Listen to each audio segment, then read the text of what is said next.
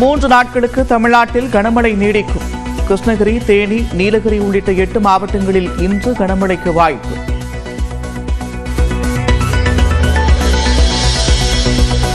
சென்னையில் 2 நாட்களுக்கு லேசான மழைக்கு வாய்ப்பு. வெப்பநிலையும் 100 டிகிரி ஃபாரன்ஹீட் அளவுக்கு இருக்கும் என்று வானிலை ஆய்வு மையம் கணிப்பு.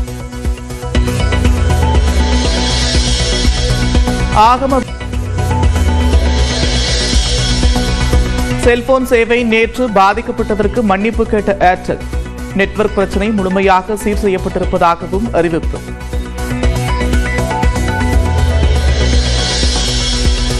பொள்ளாச்சி வழக்கில் எவ்வளவு செல்வாக்கு இருந்தாலும் குற்றவாளிகள் தண்டிக்கப்படுவார்கள் என்று கூறியது நடந்திருப்பதாக முதலமைச்சர் பேட்டி. கோடநாடு வழக்கிலும் உரிய தண்டனை பெற்றுத்தரப்படும் என்றும் உறுதி. உச்சநீதிமன்றத்தின் புதிய தலைமை நீதிபதியாக பதவியேற்றார் கவாய். குடியரசுத் தலைவர் திரௌபதி முர்மு பதவி பிரமாணம் செய்து வைத்தார். देश के बिना पालन करूंगा तथा मैं संविधान और विधियों की मर्यादा बनाए रखूंगा तथा मैं संविधान और विधियों की मर्यादा बनाए रखूंगा.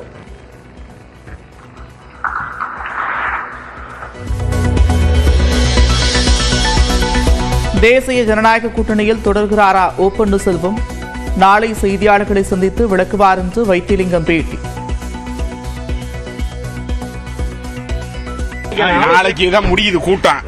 முடிஞ்சது பிறகு அண்ணன் வந்து உங்களை சந்திப்பாரு. இப்ப எதுவும் பேச மாட்டோம். நாளைக்கு ஈவினிங் சொல்லுவாரு. முக்கியத்துவம் இருக்குதுன்னு நினைக்கிறீங்களா? உங்களுக்கு எங்களை தவிர்க்க முடியாது.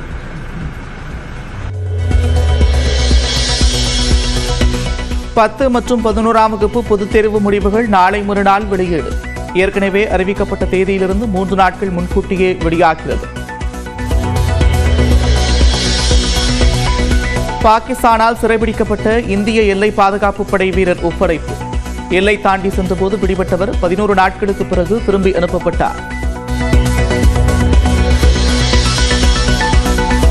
பாதுகாப்பு விவகாரங்களுக்கான மத்திய அமைச்சரவை ஆலோசனை. பிரதமர் மோடி தலைமையில் நடைபெறும் கூட்டத்தில் சண்டை நிறுத்தத்திற்கு பிந்தைய நடவடிக்கைகள் குறித்து ஆலோசனை என்று தகவல்.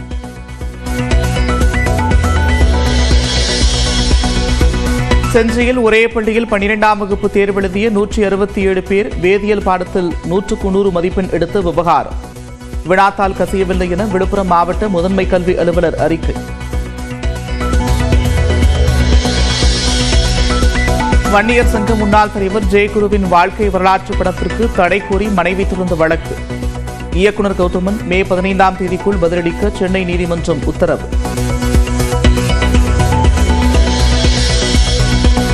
ஈரோடு மாவட்டம் பெருந்துறை அருகே லோடு ஏற்றி சென்ற லாரி கவிழ்ந்த விபத்து. சாலையோரம் நின்றிருந்தவர் நல்வாய்ப்பாக உயிர் தப்பினார்.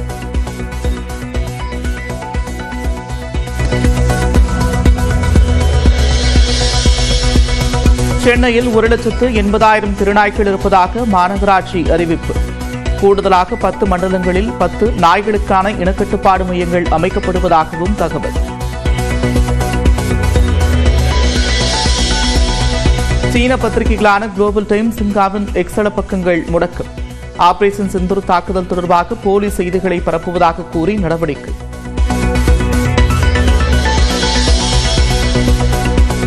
அமெரிக்காவின் மேரிலண்டில் கனமழையை தொடர்ந்து வெள்ளம். தண்ணீரில் அடித்து செல்லப்பட்ட கார்கள்.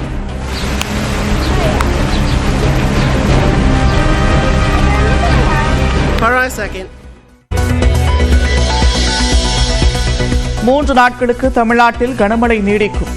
கிருஷ்ணகிரி, தேனி, நீலகிரி உள்ளிட்ட 8 மாவட்டங்களில் இன்று கனமழைக்கு வாய்ப்பு.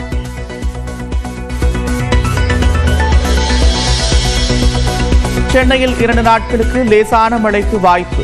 வெப்பநிலையும் 100 டிகிரி ஃபாரன்ஹீட் அளவுக்கு இருக்கும் என்று வானிலை ஆய்வு மையம் கணிப்பு.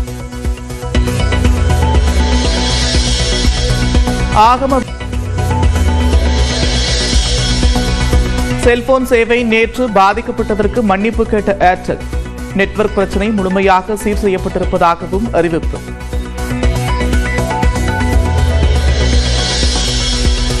பொள்ளாச்சி வழக்கில் எவ்வளவு செல்வாக்கு இருந்தாலும் குற்றவாளிகள் தண்டிக்கப்படுவார்கள் என்று கூறியது நடந்திருப்பதாக முதலமைச்சர் பேட்டி. கோடநாடு வழக்கிலும் உரிய தண்டனை பெற்றுத்தரப்படும் என்றும் உறுதி. உச்சநீதிமன்றத்தின் புதிய தலைமை நீதிபதியாக பதவியேற்றார் கவாய். குடியரசுத் தலைவர் திரௌபதி முர்மு பதவி பிரமாணம் செய்து வைத்தார். देश के बिना पालन करूंगा तथा मैं संविधान और विधियों की मर्यादा बनाए रखूंगा तथा मैं संविधान और विधियों की मर्यादा बनाए रखूंगा.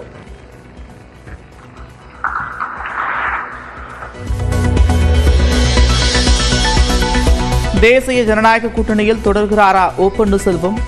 நாளை செய்தியாளர்களை சந்தித்து விளக்குவார் என்று வைத்திலிங்கம் பேட்டி. நாளைக்கு தான் முடியுது கூட்டம். முடிஞ்சது பிறகு அண்ணன் வந்து உங்களை சந்திப்பாரு. இப்ப எதுவும் பேச மாட்டோம். நாளைக்கு ஈவினிங் சொல்லுவாரு.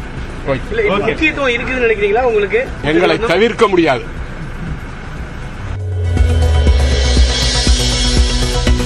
10 மற்றும் 11ஆம் வகுப்பு பொதுத் தேர்வு முடிவுகள் நாளை மறுநாள் வெளியீடு. ஏற்கனவே அறிவிக்கப்பட்ட தேதியிலிருந்து 3 நாட்கள் முன்கூட்டியே வெளியாகிறது. பாகிஸ்தானால் சிறைபிடிக்கப்பட்ட இந்திய எல்லை பாதுகாப்பு படை வீரர் ஒப்படைப்பு. எல்லை தாண்டி சென்றபோது பிடிபட்டவர் 11 நாட்களுக்கு பிறகு திரும்பி அனுப்பப்பட்டார். பாதுகாப்பு விவகாரங்களுக்கான மத்திய அமைச்சரவை ஆலோசனை. பிரதமர் மோடி தலைமையில் நடைபெறும் கூட்டத்தில் சண்டை நிறுத்தத்திற்கு பிந்தைய நடவடிக்கைகள் குறித்து ஆலோசனை என்று தகவல்.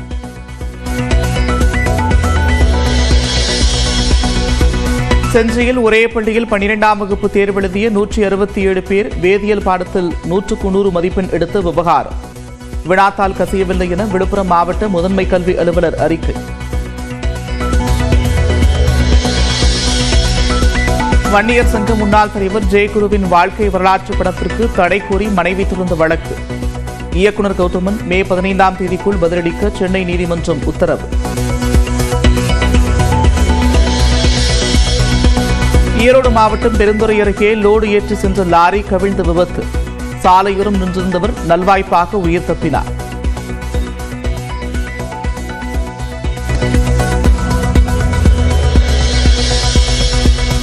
சென்னையில் 1,80,000 திருநாய்கள் இருப்பதாக மாநகராட்சி அறிவிப்பு.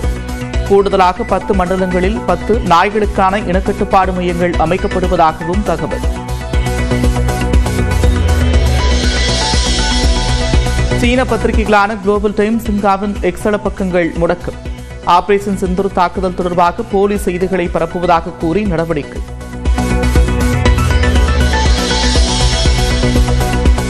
அமெரிக்காவின் மேரிலண்டில் கனமழையை தொடர்ந்து வெள்ளம். தண்ணீரில் அடித்து செல்லப்பட்ட கார்கள்.